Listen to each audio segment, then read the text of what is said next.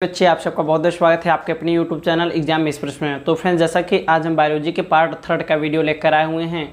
Part 3 में friends हम यानी जो कि कोशिका है, जो कि जिसे इंग्लिश में क्या बोला जाता है, सेल बोला जाता है। इंग्लिश में से क्या बोला जाता है, इंग्लिश में से सेल बोला जाता है। ठीक है, कोशिका के इंपॉर्टेंट क्वेश्चन को देखेंगे, कोशिका के बारे में जानेंगे, आखिर हम कोशिका वास्तव में किसको बोलते हैं, इन सभी के बारे में डिटेल से देखेंगे। अगर आपको कोई दिक्कत हो फ्रेंड्स, अगर आपको कोई क्वेश्चन समझ में ना आया हो तो आप लोग जो है कमेंट बॉक्स में कमेंट करके हमसे पूछ सकते हैं।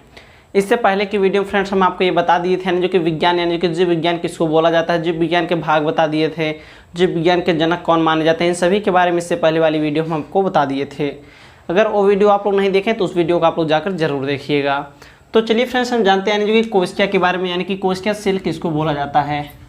तो फ्रेंड्स, अगर बात करें कोशिका यानी जो कि देखिए कोशिका हमारी क्या होती है, यानी कि कोशिका हमारी शरीर की संरचनात्मक व क्रियात्मक इकाई होती है। ठीक है, कोशिका चाहे जीव जंतु हो चाहे कोई भी हो, यानी कि पूरे पृथ्वी पर जितने भी जीव जंतु हो, कोई भी चीज़ हो, यानी कि जो बिना कोशिका को बन ही नहीं सकता है। तो कोशिका की डिफिनीशन जान लेते हैं। देखिए, बात करें कोशिका की परिभाषा हमारी कहते हैं, कोशिका हमारे शरीर की संरचनात्मक व क्रियात्मक इकाई है। ठीक है, संरचनात्मक व क्रियात्मक इकाई है कोशिका हमारे। ठीक है, इसी को हम यानी कि कोशिका बोलते हैं। सिंपल लैंग्वेज में आप लोग समझिए, सिंपल में जहाँ तक करेंगे आपको समझाएंगे ही। कोशिका हमारे फ्रेंड्स विज्ञान के जो कि हमारी यह शाखा होती है जो कि हमारे शरीर के एक स्ट्रक्चर तैयार करती है, स्ट्रक्चर बनाती है। ठीक है, इसी को हम कोशिका बोल सकते हैं सिंपल लैंग्वेज में। ये हमारे शरीर के संरचनात्मक व क्रियात्मक इकाई होती है कोशिका। तो फ्रेंड्स, सबसे पहले हम जानते हैं जो कि इसके बाद आता है हमारा कोशिका के अध्ययन को हम क्या कहते हैं। आपको पता होगा जिस तरीके से रसायन विज्ञान के अध्ययन को जो इसमें विभिन्न प्रकार के गैस वगैरह के बारे में, परमाणुओं वगैरह के बारे में, द्रव्यमानों के बारे में अध्ययन किया जाता है, ठीक उसी प्रकार से कोशिका के अध्ययन को हम क्या कहते हैं। तो आपको पता होना चाहिए फ्रेंड, कोशिका के अध्ययन को हम क्या कहते हैं, कोशिका विज्ञान बोलते हैं। क्या बोलते हैं, कोशिका के अध्ययन को हम कोशिका विज्ञान बोलते हैं। आपको याद रखना होगा। ठीक है, कोशिका विज्ञान कोशिका के अध्ययन को बोला जाता है, आपको याद रखना है फ्रेंड्स। अच्छा, जब हम कोशिका के बारे में इतना पढ़ लिए तो कोशिका व संरचनात्मक व क्रियात्मक इकाई होती है हमारे शरीर की, तो हमको ये भी जानना चाहिए फ्रेंड कोशिका की सबसे पहले खोज कौन किए थे। तो आपको पता होना चाहिए फ्रेंड कोशिका की खोज यानी कि 1665 ईस्वी में, कब, 1665 ईस्वी में रॉबर्ट हुक नामक वैज्ञानिक ने किए थे। कौन किए थे, रॉबर्ट हुक नामक वैज्ञानिक ने 1665 ईस्वी में कोशिका की खोज किए थे। ठीक है, 1665 में रॉबर्ट हुक नामक वैज्ञानिक किए थे, जो कि हमारी एक मृत कोशिका थी, जो कि यह कोशिका जो थी फ्रेंड्स हमारी एक मृत कोशिका थी, जो कि 1665 ईस्वी में रॉबर्ट हुक के द्वारा इस मृत कोशिका की खोज की गई थी। आपके एग्जाम में क्वेश्चन पूछ सकता है कि सबसे पहले मृत कोशिका की खोज किसके द्वारा की गई थी। तो आपको पता होना चाहिए फ्रेंड्स, कोशिका यानी कि सबसे पहले मृत कोशिका की खोज रॉबर्ट हुक के द्वारा 1665 ईस्वी में खोज किया गया था। आपको फ्रेंड्स एक चीज़ और ध्यान रखना है, अगर कोई भी व्यक्ति मृत हो जाता है, अगर कोई डेथ बॉडी है, ठीक है, अगर किसी भी इंसान की मृत्यु हो जाता है तो फ्रेंड्स उसकी जो कोशिका होती है, जैसे कि अगर बात करते हैं नेल हो गया, ठीक है, नेल का मतलब नाखून होता है, उसके हेयर हो गए, यानी जो कि उसके यानी जो कि बाल वगैरह हो गए, तो यानी जो कि कुछ दिनों तक ये बढ़ते रहते हैं, लगभग इसके यानी जो कि 1 हफ्ते तक ये हमारी चीज़ें क्रिया कंटिन्यू यानी कि बढ़ती रहती है। क्यों, यानी जो कि अगर किसी इंसान की डेथ होती है तो उसमें जो कोशिका होते हैं ना, उसके जो हार्मोन्स वगैरह स्रावित होते रहते हैं, ये सब यानी कि पूरी तरीके से नहीं इनकी डेथ होती है। ये 1 हफ्ते तक इनका प्रोसेस चलता रहता है, उसके बाद 1 हफ्ते बाद ये भी पूरी तरीके से समाप्त हो जाते हैं। तो यानी जो कि अगर इंसान को यानी जो कि अगर किसी इंसान की मृत्यु हो जाती है तो उसकी कोशिका वगैरह जो होती है यानी कि 1 हफ्ते तक यानी कि नाखून वगैरह हो गए, उसके बाद बात करें यानी जो कि बाल वगैरह 1 हफ्ते तक बढ़ते रहते हैं। ये सिद्धांत किसने दिया था, तो आपको पता है रॉबर्ट हुक नामक साइंटिस्ट ने दिए थे, जो कि इसकी कोशिका की खोज 1665 में किए थे और ये मृत कोशिका की खोज किए थे। तो फ्रेंड्स, ये भी क्वेश्चन आपके एग्जाम पूछता है, जीवित कोशिका की खोज किसके द्वारा की गई थी। क्वेश्चन पूछता है एग्जाम में कि जीवित कोशिका की खोज यानी जो कि किसके द्वारा की गई थी। अगर इसका आंसर आप लोग को पता हो तो आप लोग कमेंट करके बताएंगे, जीवित कोशिका की खोज किसके द्वारा की गई थी। तो फ्रेंड्स, इसको आप लोग अपने नोट्स में नोट करिएगा। तो फ्रेंड्स, बात करते हैं जीवित कोशिका की खोज हमारी किसके द्वारा की गई थी, तो यानी जो कि ल्यूवेनहॉक नामक वैज्ञानिक के द्वारा किया गया था। किसके द्वारा किया गया था, ल्यूवेनहॉक नामक वैज्ञानिक के द्वारा किया गया था, ल्यूवेनहॉक नामक साइंटिस्ट के द्वारा किया गया था। ठीक है, और बात करें कब किया गया था, 1674 ईस्वी में किया गया था। कब किया गया था, 1674 ईस्वी में ल्यूवेनहॉक नामक साइंटिस्ट के द्वारा जीवित कोशिका की खोज की गई थी। ये दोनों आपको नाम याद रखना है, बहुत इंपॉर्टेंट। हम यहाँ पे नाम लिख देते हैं फ्रेंड्स, इनका नाम था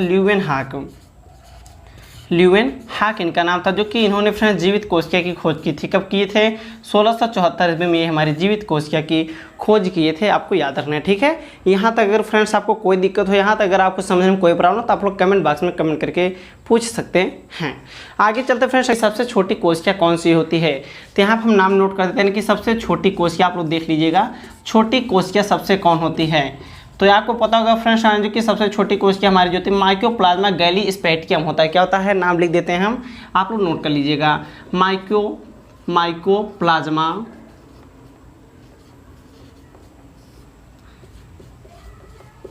माइकोप्लाज्मा गैली स्पेक्ट्रम होता है जो कि सबसे छोटी कोशिका होती है, याद रखिएगा। ठीक है, माइकोप्लाज्मा गैली स्पेक्ट्रम होती है जो कि सबसे छोटी कोशिका होती है, याद रखिएगा। फ्रेंड्स एक क्वेश्चन आपके एग्जाम में और बनता है, पूछता है क्वेश्चन यानी कि हमारे शरीर की सबसे बड़ी हड्डी कौन सी है। कुछ लोग बोलेंगे हाथ की हड्डी, कुछ लोग बोलेंगे यानी जो कि पैर की हड्डी है। तो फ्रेंड्स अगर बात करें सबसे बड़ी हड्डी यानी जो कि ये हमारी सबसे बड़ी हड्डी, हम यहाँ पर नोट कर देते हैं सबसे बड़ी हड्डी कौन सी होती है, ये भी इंपॉर्टेंट क्वेश्चन है। सबसे बड़ी हड्डी फ्रेंड्स अगर बात करें कौन सा होता है, तो हमारी आपको फीमर होती है। फीमर का मतलब इसे हिंदी में इंग्लिश में क्या बोला जाता है, फीमर बोला जाता है। हिंदी में से क्या बोला जाता है कि जांघ की हड्डी। जो आपकी जांघ की हड्डी होती है कुछ इस आकार से होती है, यानी जो कि ठीक है ये हमारी तो कुछ इसी आकार से होती है हड्डी, जो कि यानी कि सबसे बड़ी हड्डी होती है। फ्रेंड्स इसमें कोई जॉइंट वगैरह नहीं होते। बाकी आपकी जो है हाथ यहाँ पे कई यानी जो कि उंगलियों से हड्डियाँ से जुड़ी होती हैं, ये भी हमारा कलाई जुड़ा होता है और इसमें जुड़ी होती हैं, हड्डियों से जुड़ी होती है विभिन्न हड्डियों के माध्यम से। लेकिन फ्रेंड्स हमारी जो फीमर होती है, जांघ की हड्डी होते हैं, ये किसी अन्य यानी जो कि हड्डियों के द्वारा जुड़ा नहीं होता है। ठीक है, यही सबसे लंबी हड्डी जानी जाती है या फिर सबसे बड़ी हड्डी के रूप में, सबसे बड़ी हड्डी के रूप में यानी जो कि फीमर जानी जाती है, यानी कि जांघ की हड्डी जानी जाती है, याद रखिएगा। ठीक है, राइट आंसर ऑप्शन हमारा क्या है, फीमर है, याद रखिएगा।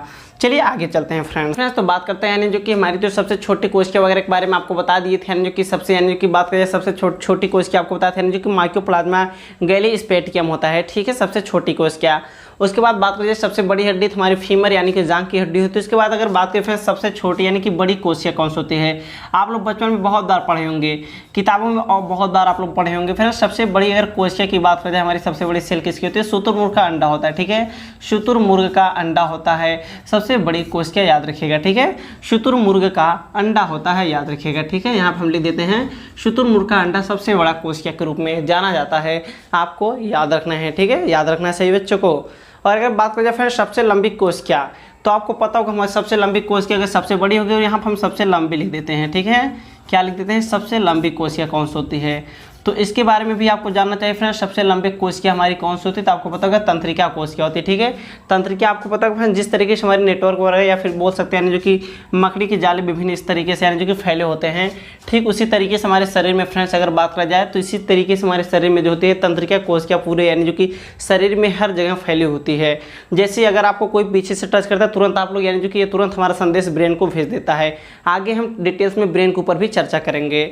तो ठीक उसी तरीके उसी को हमारा क्या बोला जाता है सबसे लंबी कोशिका अगर बात करा जाए तो लंबी कोशिका हमारी क्या होती है, तंत्रिका होती है। ठीक है, तंत्रिका कोशिका हमारी होती है सबसे लंबी कोशिका होती है, याद रखिएगा। ठीक है, तंत्रिका कोशिका या फिर इसको आप तंत्रिका तंत्र भी बोल सकते हैं, याद रखिएगा। ठीक है, ये हमारी सबसे लंबी कोशिका होती है जो कि फ्रेंड्स एक नेटवर्क की तरीके से या फिर जाल की तरीके से फैली होती है। आपको कोई पीछे से टच करता है तो आप तुरंत मुड़ के देखने लगते हैं।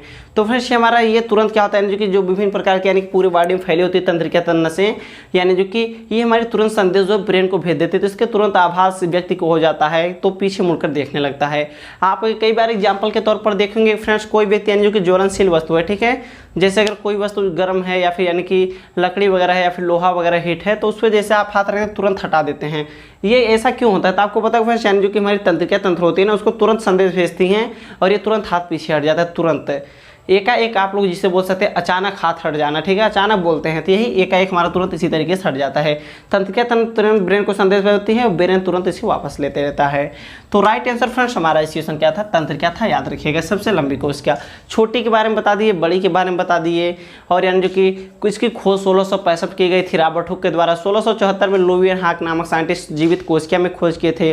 कोशिका हमारे शरीर की संरचनात्मक व क्रियात्मक इकाई होती है, इसके बारे में भी आपको बता दिए हैं अच्छे से। हमारी उम्मीद से फ्रेंड्स यहाँ तक आपको कोई दिक्कत नहीं होगा। अगर आपको दिक्कत आए तो भी आप लोग कमेंट बॉक्स में कमेंट करके पूछ सकते हैं, ठीक है। और फ्रेंड्स आगे हम बात करते हैं हमारी जो कोशिका होती है, यहाँ हम नोट कर देते हैं हमारी सेल जो होती है फ्रेंड्स अगर बात करते हैं तो ये भी हमारी दो प्रकार होती है। कितने प्रकार होती है, ये हमारी दो प्रकार की कोशिका होती है। आपको पता होगा फ्रेंड्स एक कोशिका हमारा जो होता है एक कोशिकी होता है, क्या होता है, एक कोशिकी, और दूसरा होता है बहुकोशिकी। नाम से पता चल रहा है फ्रेंड्स, इसके बारे में बात करेंगे हम। एक कोशिकी, दूसरा जो होता है फ्रेंड्स हमारा बहुकोशिकी, दूसरा जो होता है बहुकोशिकी होता है, एक कोशिकी बहुकोशिकी। तो फ्रेंड्स इसके बारे में आप सभी को पता ही होगा, यानी जो कि नाम से पता चल रहा है एक कोशिकी, यानी जो कि एक कोशिकी और बहुकोशिकी। तो इसके बारे में फ्रेंड्स हम यानी जो कि नेक्स्ट डे चर्चा करेंगे, यानी जो कि इसमें हमारे जितने इंपॉर्टेंट फैक्ट वगैरह होते हैं कोश की, यानी कि कोशिका के 2 पार्ट होते हैं, इन सभी के बारे में हम नेक्स्ट डे चर्चा करेंगे। आपको फुल डिटेल के साथ, फुल एक्सप्लेनेशन साथ पढ़ाएंगे। अगर आपको कोई दिक्कत हो फ्रेंड्स, आप लोग कमेंट करके कमेंट में पूछ सकते हैं। अगर आपको वीडियो पसंद आए तो वीडियो को लाइक करिए। अगर आप हमारे चैनल पर नए हैं तो चैनल को सब्सक्राइब करके बेल आइकन को प्रेस कर लीजिएगा, ताकि हमारी जितने भी इंपॉर्टेंट वीडियो डाले फ्रेंड्स यूट्यूब पर आपको उसका नोटिफिकेशन मिलता रहे। तो मिलते हैं अपने नेक्स्ट वीडियो में, तब तक के लिए आप सबका बहुत बहुत धन्यवाद। Bye bye, take care.